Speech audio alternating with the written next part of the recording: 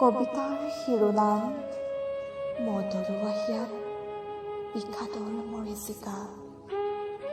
কথা ৰুস্তম ৰাগ শইকীয়া।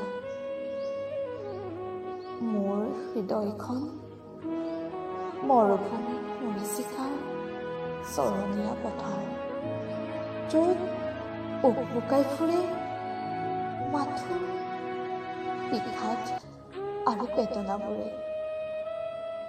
শ্বাসৰুদ্ধ কৰি যোৱা এটা প্ৰণয়ংকাৰী ধুমুহাৰ দৰে মদৰুৱা হিয়াৰ বিষবোৰে চিঞৰি চিঞৰি কান্দে।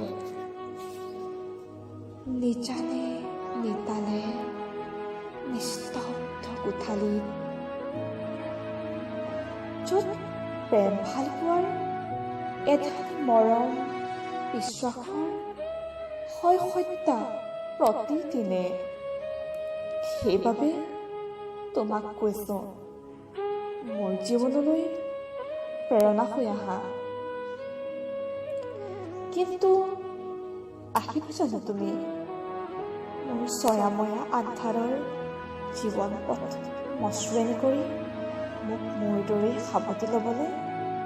আহিবা জানো আছোঁ মই তুমি আগুৱাই যোৱা সাহসেৰে বুলি ক'বলৈ?